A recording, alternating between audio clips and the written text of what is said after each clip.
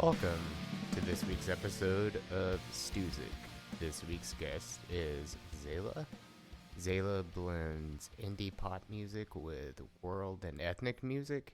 It's a unique blend of Western traditional music with sort of otherworldly ideas that may be new to some listeners, lots of interesting instruments and melodies. She's a very kind, genuine, sweet young lady, which brings me to a bit of a disclaimer that I wanted to tag at the beginning of this episode.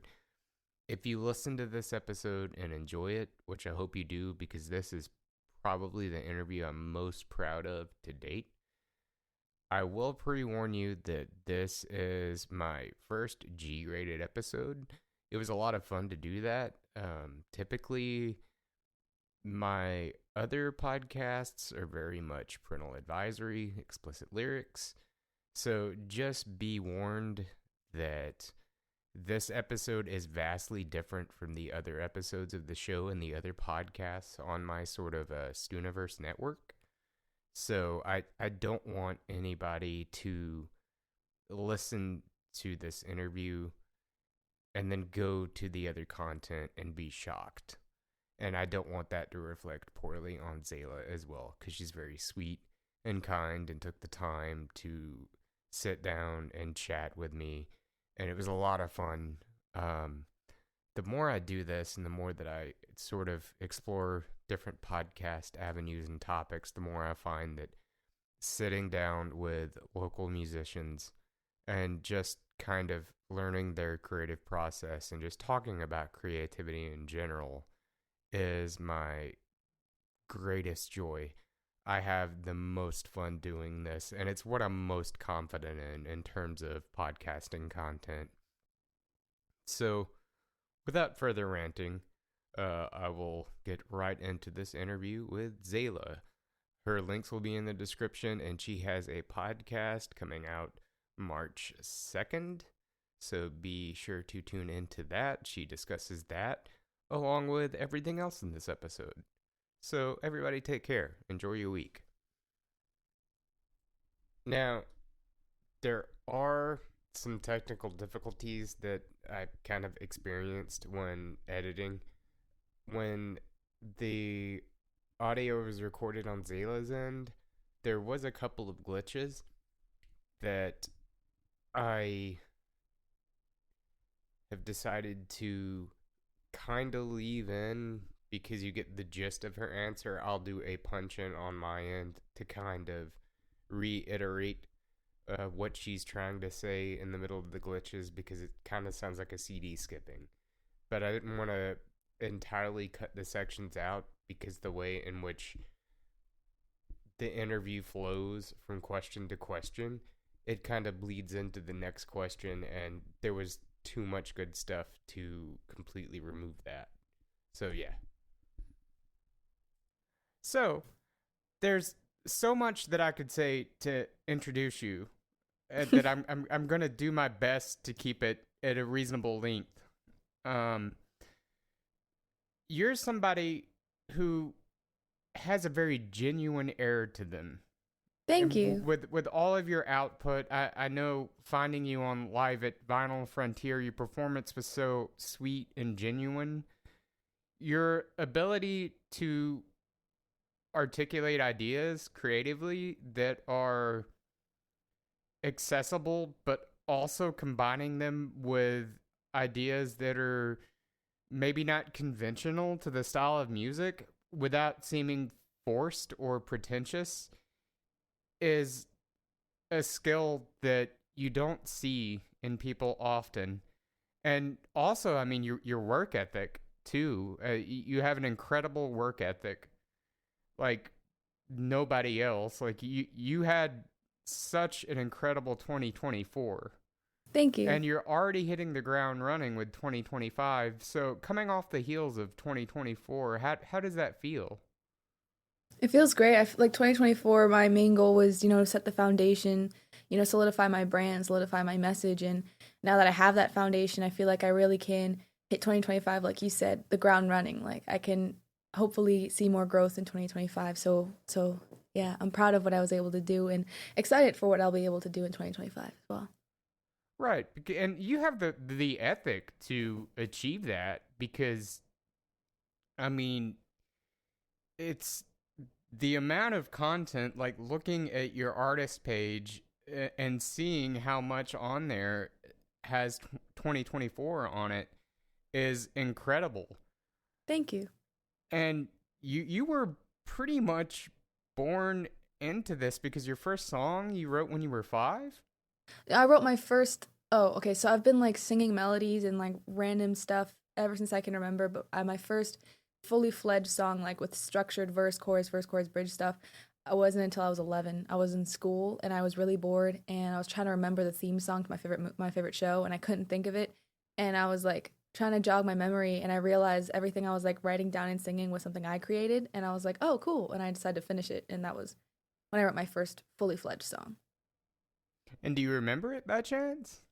I do. I have it written down somewhere. It was like it was a Christian song. I remember that. It was called The Only Thing and yeah. Have you ever thought about revisiting that and kind of going like fully going back to your roots and making that into an actual song? I'm not gonna lie to you, it's not a very good song, as most people's first song, I'm sure. It's not. I'm pretty sure it's not in any kind of key. I don't know what. I don't remember the melody very well, but I do have the words written somewhere. I'm sure. Okay. And from there, do you remember how it felt to compose your first song? Do you remember the feeling that you had when you realized that, oh wow, I wrote something? I actually do. I remember singing it to myself over and over again. I was like, one day people will get to hear the music I play, and I was really excited and hopeful. Okay, that is incredible. And from there, did you know then that that's what you wanted to do? Yeah, I've known since I was 3 years old. Actually, my mom. It was Christmas morning, and my mom gave me this bright pink Barbie electric guitar toy thing, and I just remember running all over the house saying, "I'm a rock star!" and that's when I knew that I love music, and that's when I knew that I wanted to do this for the rest of my life, and that's when my dream was born, and I've been pursuing it ever since. Of course, throughout my life, it's been at different levels of seriousness. Like sometimes it was more like a pipe dream, other times it was, oh, that'd be cool. But now it's been really a serious thing I'm doing. But yeah, ever since I was 3, I knew I wanted music to be a major part of my life. And it's really awesome to see that you've had supportive people in your life as well because watching your videos on YouTube, it seems like you've had a very supportive family Hmm. as well. So, growing up, did their taste influence you or what was some of your earliest influences? Hmm, that's a tough question. Um, I don't know.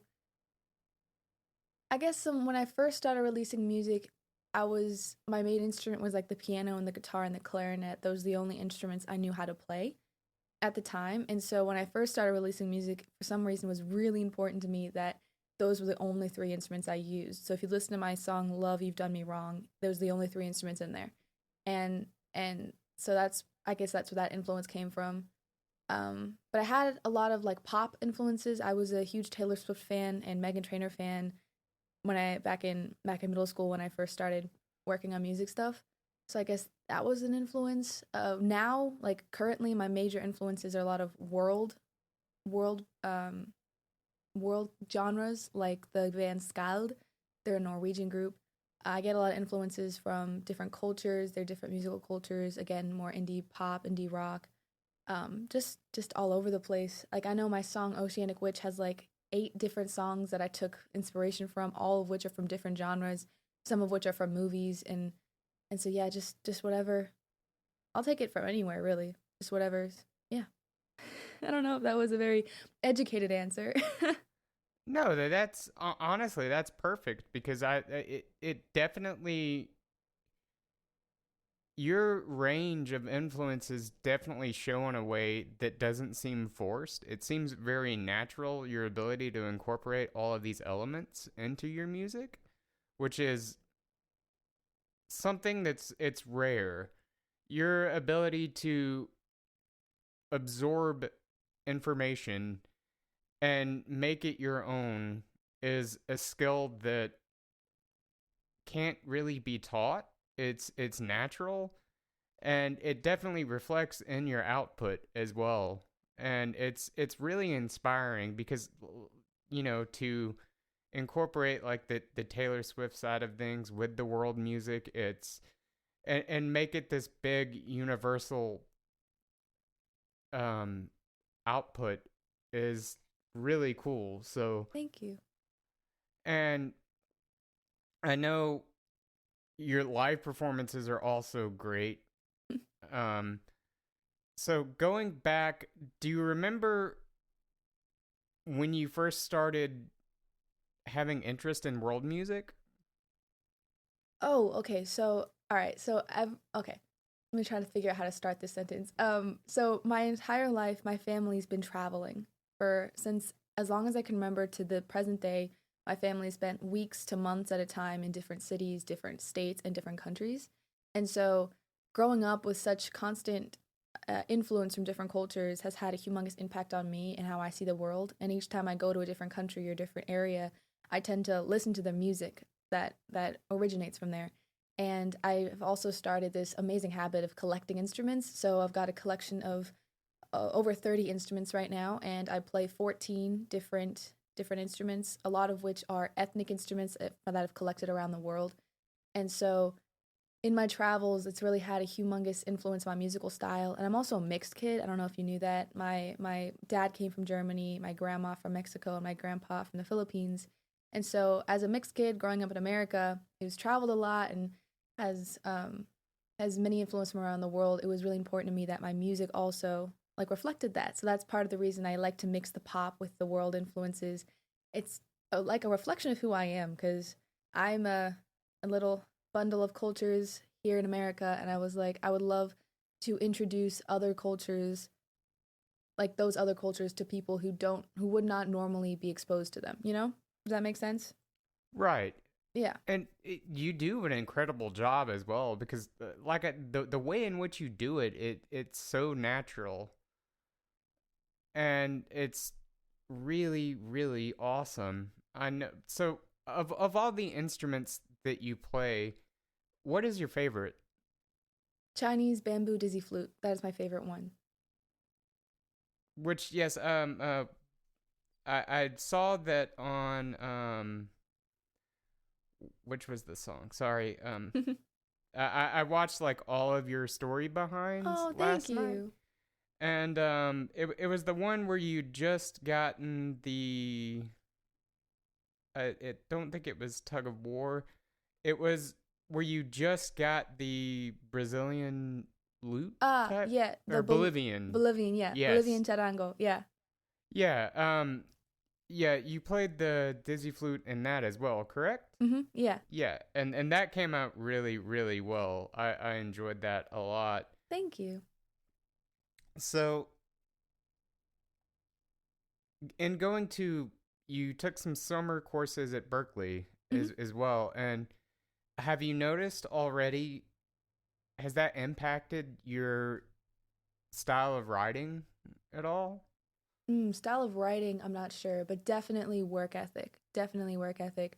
And relational wise, like I still keep in touch with the people that I met at Berkeley, both professors and speakers and other students I met as well. Like we keep in contact. I'll send them demos, they'll send me demos. I'll ask their advice. They're on my newsletter. And so that was definitely a huge impact. And while I was there, when I went to Berkeley originally, I was kind of gonna go the producer route because I wanted to do music for a living. But I was a little not like yeah, a little scared. I guess you could say scared, like of going the artist route because it's not the easiest of the ones in music. And so when I went to Berkeley, I went as the mindset of a music producer. But when I left, because of the people I met and the conversations I had, I was able to realize the only reason I wasn't doing what I really wanted to do was be an artist. The reason I wasn't doing that was because of fear, and that's a kind of that's not a good excuse. So when I left there, that's really when I fully committed to the artist route. So yes, that was a humongous pivotal moment in my story, was my trip to Berkeley, and yeah, I'm thankful for it. I had a friend years ago tell me something that still stays with me to this day, that the biggest enemy of love is fear. Mm, So that fear that can compartmentalize ourselves in any area of life is it's a very difficult thing to overcome. mm-hmm. So with Berkeley, what has helped you overcome fear to just be yourself and create the things that you want to? Mm, well, it's just like, what do you mean specifically? So fear is in a sense a barrier Yes. that you're breaking through. So you have the experiences at Berkeley, but has anything else helped you overcome fear to be able to articulate yourself in a way and just to be able to put yourself out there? Because I know releasing Mm-hmm. anything is, it can be a little scary. Yeah. Yeah, I got some like um there's this one quote, if your dream is not worth sacrificing for, then it's your dream you're sacrificing. So it's basically saying, if you really want something, you're willing, to sacrifice for it. And what I really want to do is be an artist. I want to tour the world. I want to share my music. I want to bring a positive impact to this world through this gift of music that God has given me. And and I decided that if that was really really what I wanted, I was going to have to step outside of a comfort zone. I was going to have to be a little afraid. I was going to have to, be strong. And so when you realize, this is going to be a little hard, but it's worth it, it becomes a lot easier. And when you realize that sometimes the only real barrier holding you back from something is yourself, that seems a little silly to me, because let's say there's an apple on the table over there and I'm starving, but I don't want to stand up because, I'm lazy, but I'm starving and there's an apple right over there. The only thing holding me back is my own laziness, and I'm going to starve to death because I'm lazy. That's a little silly. Just stand up and get the apple. So that was another helpful mindset twist that I had. Also, another one is when you're afraid of something but you keep doing it, it becomes less scary. It also becomes easier. And so when my first performance, I went into it. My first real performance was at Mayfest. I was in a teen idol competition, and that was my first ever real performance. And I was terrified, but I reminded myself that one day I'll be comfortable performing live. One day it's going to be the most fun thing of my day, is being on stage and singing to people. And right now I'm terrified because I'm not practiced in it. But if one day it's going to be fun and enjoyable and not scary to me, why can't that day be now? And so that gave me a lot of confidence in it, and I was able to have a great time on stage. It was great. And you really could have fooled me with your performances. I never could have guessed that you have that sense of fear associated with performance because it seems so natural Thank you. Well, that I do enjoy it. Like when I'm singing, like once I'm actually on the stage singing, I do enjoy it. It's just literally just getting on the stage. That's the scary part.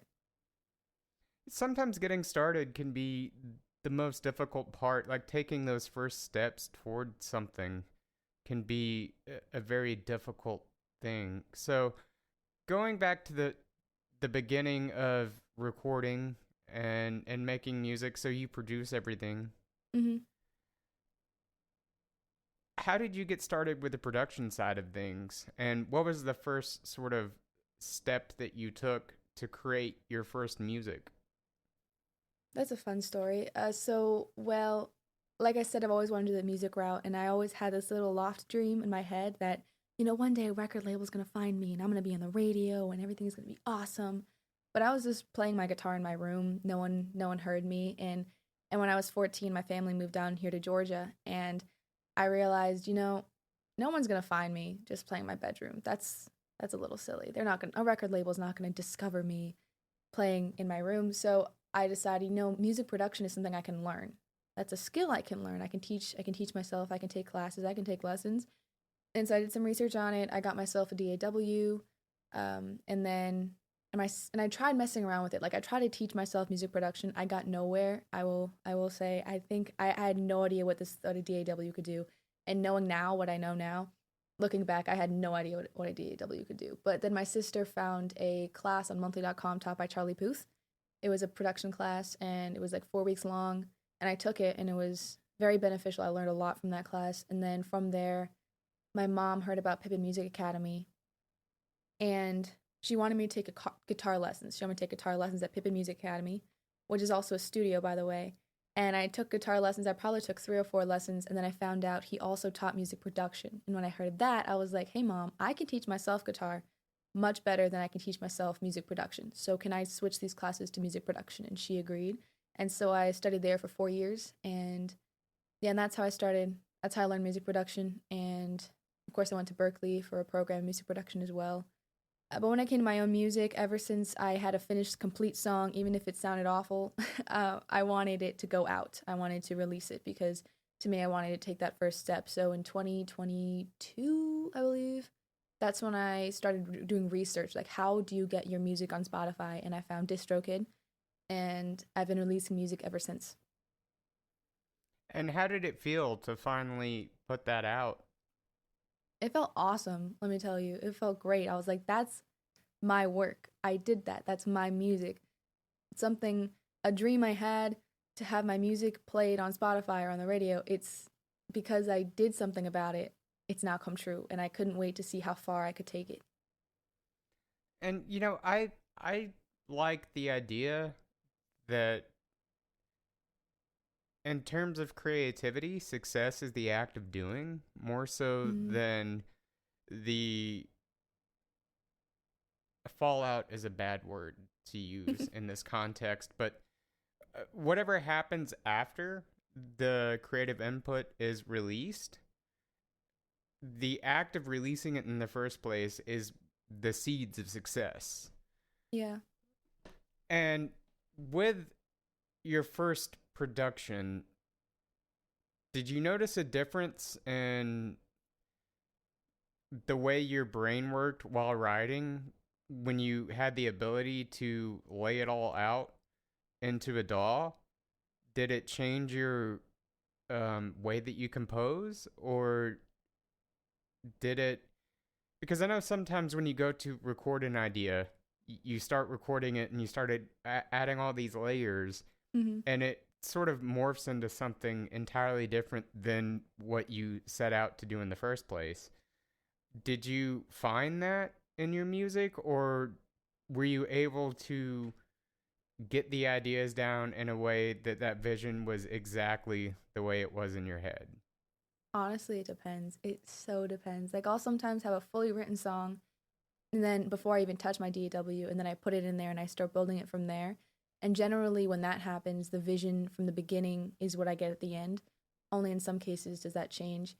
But I also have other songs where I'll start writing, like I'll have an idea, and then I'll put it in my DAW, and the second I start adding other instruments or other motif ideas, then it will start changing and becoming something completely different. I think Dream On My Friend was like that.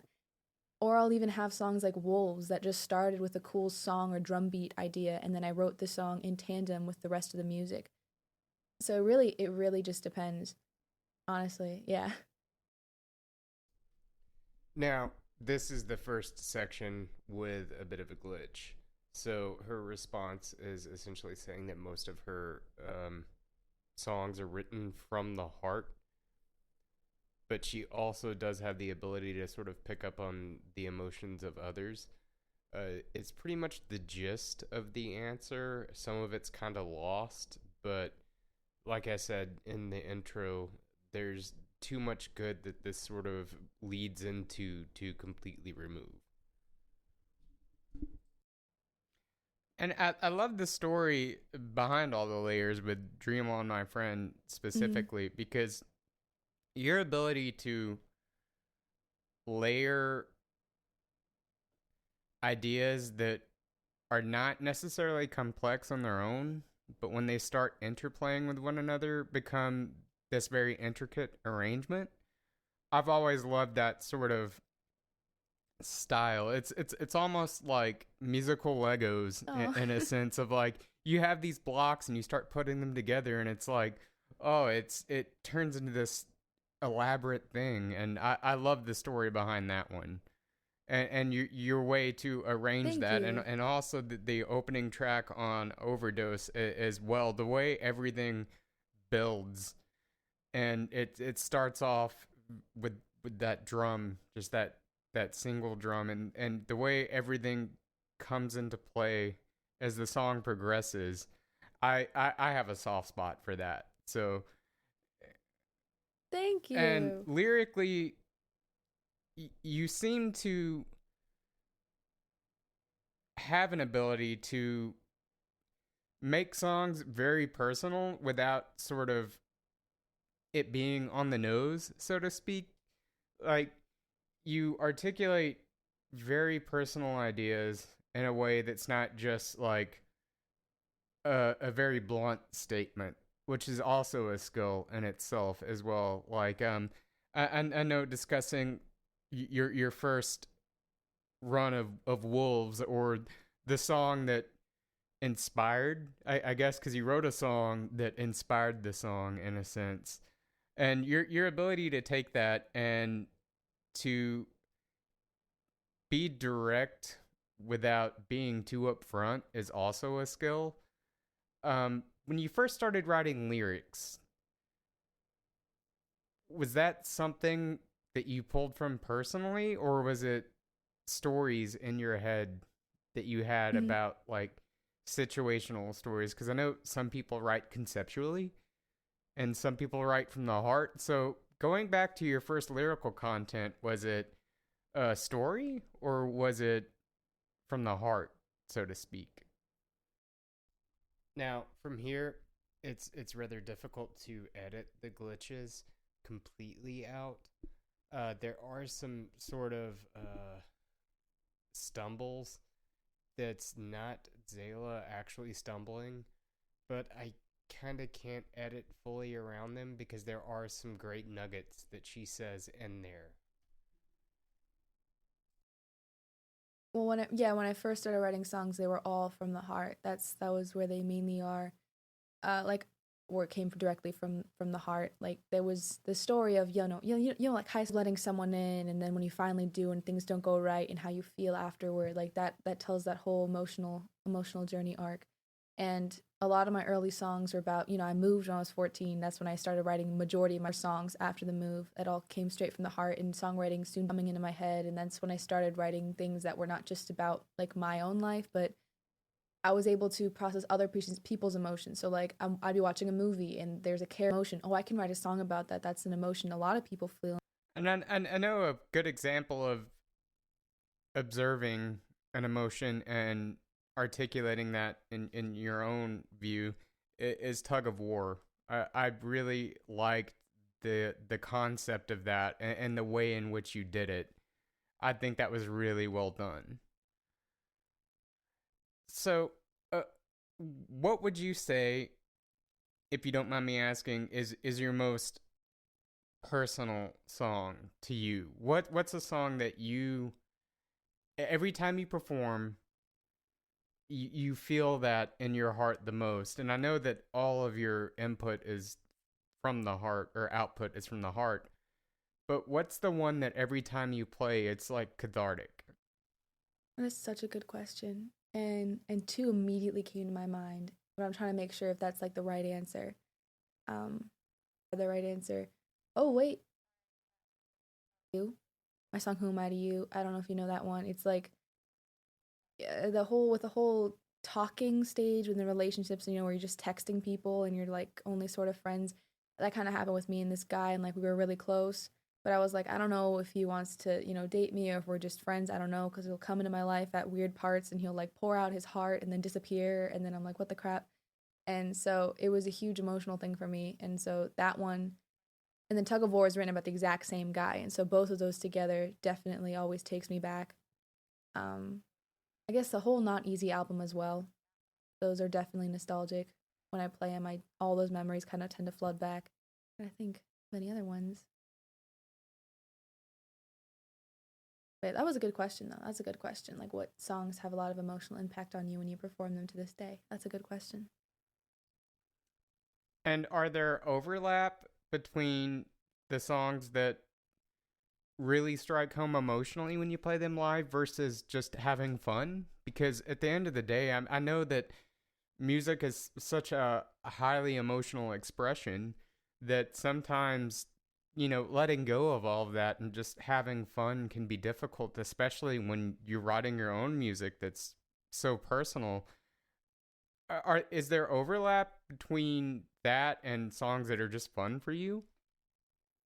Yeah, there are so many songs. All my songs are just fun to play.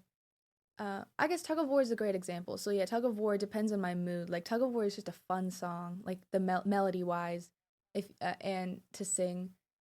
So that's always a fun one to play. But if I'm like, I don't know, it's an emotional delt that wasn't fun.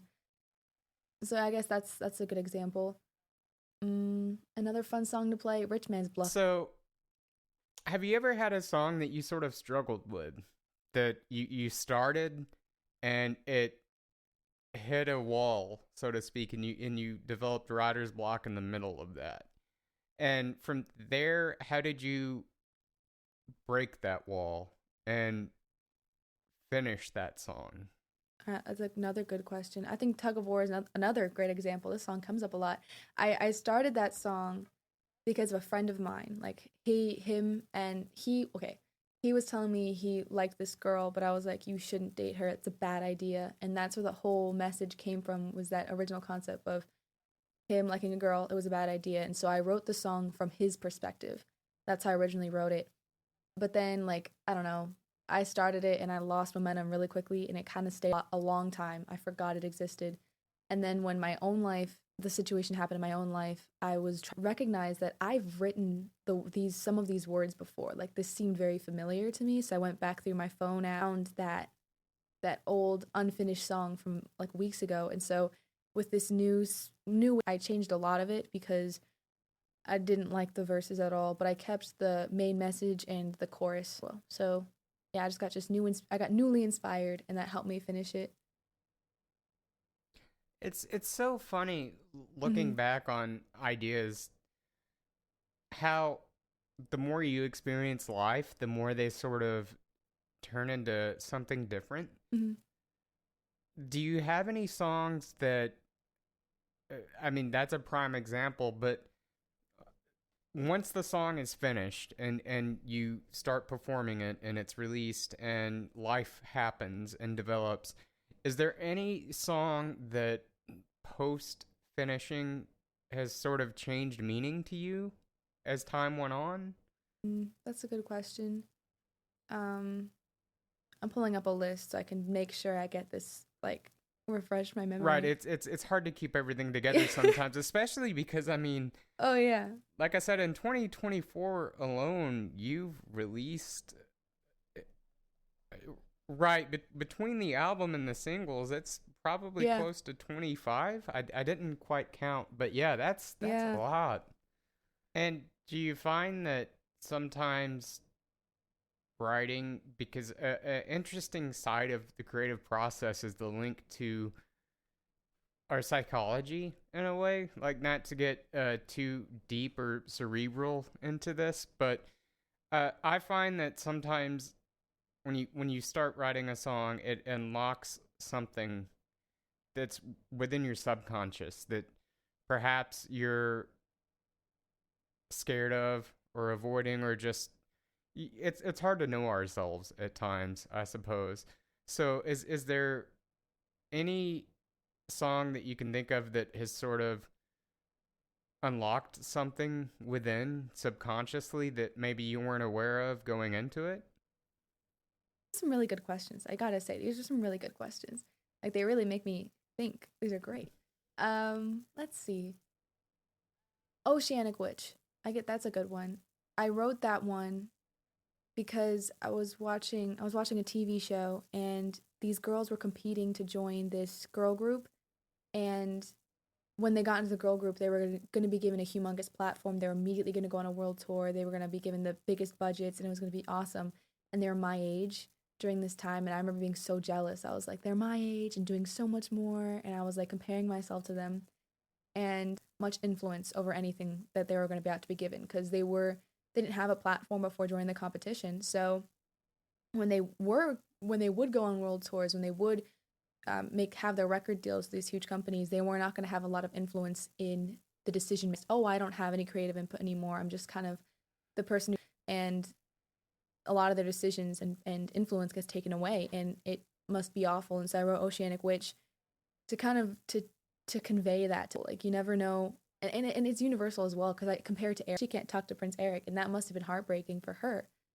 And there's a lot of things in life that are like that, where you don't always know the consequences, like, of shortcuts, because you might lose something dear. And so I wrote that song as a warning to people, always, you never know, and just be aware of that. And then after I wrote the song, I was like, oh wait, it's a warning to myself as well. If someone were to offer me a record label, not to get all caught up in the fact, not offer me a record label deal, not to get in the cost it was offered to me, but a warning to me, read the contracts, make sure you understand what you're signing, and if it's not, no, because your voice is very important.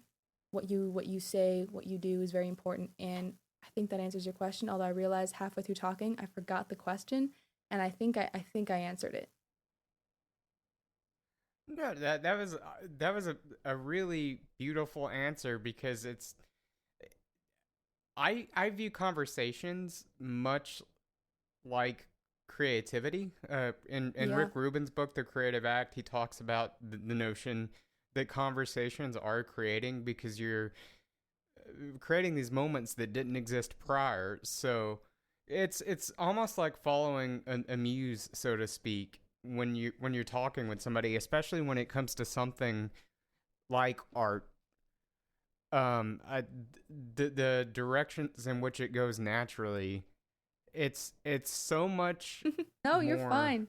about the journey than it. Not to get too philosophical, but I tend to be a very cerebral Mm-hmm. thinker a lot.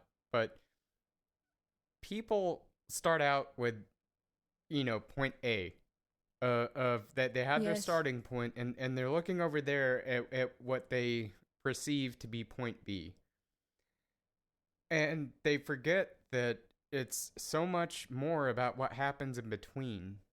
That is that's that's the main thing. That's what it's about. It's not about getting from point A to point B. It's about the journey of how you get to point B. It's like you use a calculator to solve a mathematical equation, and yes, you'll get the answer, but if you need to show the work, you're completely lost. So I think that so much about the reason I'm so fascinated with people's creative process is, I mean, the technical side of things is very important, the mechanics of music and sound, but it's the value of how people get to where they are, uh, you know mentally, to be able to create these things is what fascinates me the most. The older I get, the more that's what I'm really interested in. Mm. Songwriting is an interesting thing. It baffles my dad. He does not understand how I go from like a small little melody to a complete production. He's like, that's insane. He's always surprised when I'm able to do that. And I think it's interesting because well, okay, hang on. Let me see how I want to continue the sentence. I tend to start sentences and forget how to finish them.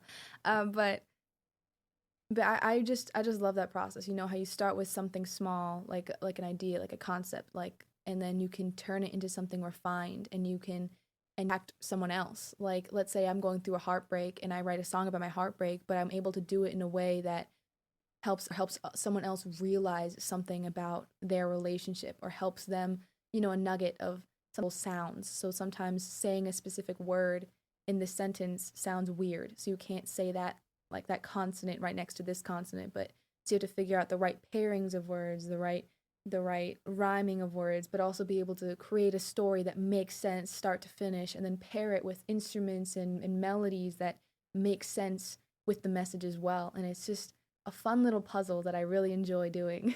And Wow, your brain is so in tune with the process itself. It's really amazing. Was there anybody, creatively speaking, that inspired you in that sense, not just in terms of musicality or sonic style, but was there anybody in particular that you perhaps watched interviews with or sort of dove into their own process that you found impacted your own? In terms of writing songs or like writing accompaniments? Both. Mm, honestly, no, there wasn't really that many people. I've always had this weird thing, like when I'm singing a melody or I hear a small melody, I've always kind of been able just to hear the rest of the accompaniment. Like I could play like da da da da da, and like if I were to play that on a piano, I could just like hear, I could picture in my head what the rest of the song could sound like, what the other instruments would sound like.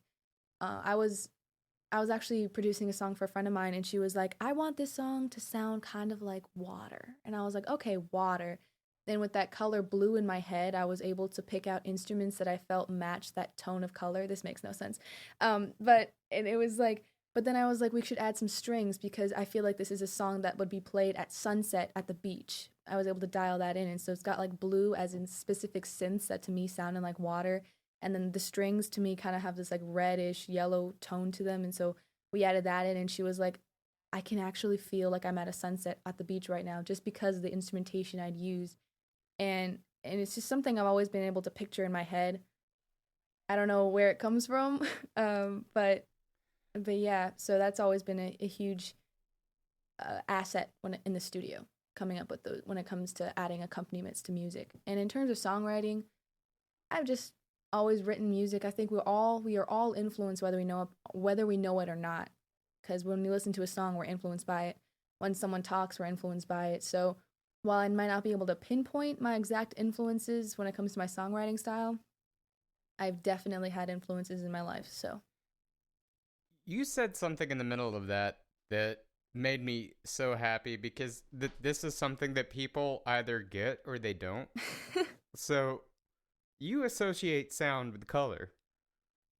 more or less, somehow, not really, but yes, Okay, sort of. because you mentioned the feeling of blue, and I've always sort of associated like looking at album art and listening to the music. I always enjoy when it seems like they're the perfect match, like aesthetically, which you do really well as well. Like your ability to pair visuals with the music and it matched so well.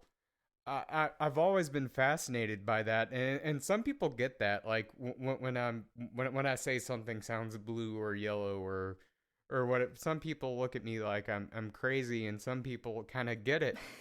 You're not But yeah, crazy. that's it's that's another thing I wanted to say to you to compliment you is your vision as a whole seems so concise and clear and well thought out, but not you don't have just good ideas. You have good ideas that are really well executed. And the finished Thank you. product reflects that as such. And it's yeah, your ability to pair visuals with your sound that work so well is another thing. And that's one thing I wanted to compliment you on as well is it's the multimedia aspect of it. I mean, you have the music, which is the most important thing, and then you have the visual side of things, and then you have the story behind the songs, which are beautifully produced. All those videos look amazing. Thank So you. yeah, it's you're you have this understanding and talent of the whole gambit of it that I want you to know doesn't go unnoticed. It's really cool to see that. Thanks. Yeah, well, I've got my sister to thank. She's a video marketing and videographer executive, and so she actually designs all the album covers for me, and I'm so thankful for it. And she lets me use her cameras and her equipment for my my visual things, like the story behind, that's her camera that I'm using. She's the one who sets up the shot. I have to edit it, but she helps me with all of that. And so I've been really thankful for her because yeah, I definitely think that visual aspects are just as important as the music as well. And so I've always been thankful to have like she's very strong in the visual and I'm very strong on the music, and so together we're able to create something very amazing. And I'm so yeah. But thank you. I'll let her know you think that. I think it all pairs together so Yeah. well, which is sort of reflective of your style in general. That style that the way that you pair things together is so cool. And you mentioned that you edit your videos yourself, so we've talked a lot about the fun side of things, but is there any part of the creative process, be it video editing, production, recording, is there anything that is tedious to you that you don't enjoy doing? And if so, what do you do to like motivate yourself to work past that? Yeah, I don't enjoy video editing. If I could have someone else do that for me, that would be awesome. But the way I kind of motivate myself to do it is like no one's gonna do it for me. I'm not gonna pay somebody. I don't have enough money to pay somebody. And procrastination was something I used to deal with a lot back in like middle school, but thankfully in high school I was able to fix it because I just thought to myself, well, if I'd rather be doing something else than school right now or video editing right now, I won't. If I do this thing right now, like the video editing or the school right now, then later I'll be able to do the fun thing without having to worry about the other thing. And so that definitely helps. Of course, I'm not in school anymore, so it's not school, it's video editing. But in terms of like the way I get over that now, it's more like if I want this video to be made, I'm going to have to do it. So I will do it, and I'll do it now because in the future, I'd rather future me be able to do something funner. So I'll sacrifice my time now so future me can have a better time later and reap the benefits of my time spent now. So that's one way I go to video editing. Another thing I really don't like doing is editing vocals. I don't enjoy that very much. It's a fun. Not many people know this about music production, but we do this thing called vocal comping, which is you record multiple takes of the same thing, whether that be like you sing the whole song multiple times or you just sing one like verse or just one chorus or even just one line over and over again. And then we'll go through and we will listen to every single take and like pick the best of each of them and sometimes stitching them together. And so even if you start like a phrase, like if I sang the phrase, "How are you doing today?" that phrase might be 5 different vocal takes and you'll never know because we've comped it together in such a way, or it could all be one, you never know. But it's, to me, I find it very tedious because I have to listen through it all over, decide I hate it, delete all of it, and restart, stuff like that. But I do it anyway because, well, you have to, and I find ways of finding joy in each of them. So, And what are some ways that you find joy in that? Locked in. And so I enjoy that for vocal editing. I don't have to go from here to here to here to here. I'm able just to listen over and over and over again and be very detail oriented. Yeah. Video editing, I don't know, it's fun to piece it together. Like, ooh, like what, like what, like when editing the video, I've cut out all the bad things through the editing part. I can add the B-roll and that'll be fun. So those are some ways. I really I enjoyed your answer to that because it's there's tedious tasks in life. It's a part of it, and there are things that when you start you have that sort of dread about, and I enjoy people who can find joy in those things as opposed to just being miserable the whole way through. So I really admire your positivity as well, your ability to sort of transmutate a task that you're not excited about into something that you can find joy in. That's a I hesitate to use the word skill, but that's a quality that is incredibly admirable. Well, thank you. I think that's important for like a lot of things in life. With 2025, what are you most excited about? I'm excited of seeing like how is to play at more venues this year. Right now I'm just playing locally and my hope is to start playing other places and yeah, releasing more music. Oh, I'm starting a podcast people with the lessons shared in those podcasts of other accompaniments, which is music, yes. But then once you've done that, you've written the whole song, now you have to edit it. You have to do the vocal comping, now you have to do the mixing. Again, this is all music related, but now you have the finished product, now you have to create a social campaign. You have to video a bunch of social assets, edit all those social assets, video other things for the song. You have to write a newsletter. You have to update your website. You have to, do a bunch of other things in regards to that. So while music is beautiful and it's awesome, it's why you get into this industry, you have to be prepared that there's going to be other things that you're going to have to do in addition to that. So yeah, and then when you get to like a specific position, like let's say you're, I don't know, I mentioned Taylor Swift earlier, we're going to use her as an example. Taylor Swift, she also has to go to like PR meetings. She has to go to interviews. She has to go to marketing meetings, other kinds of meetings, just a lot of meetings, a lot of planning. So while music is beautiful and that's why you get in the industry, and you will be able to do music and you'll be able to make that your center, just be prepared to do other things. Like, that are not do you enjoy interviews? Related. I do enjoy That's good. interviews. And do you think that interviews inspired the podcast that is coming? No.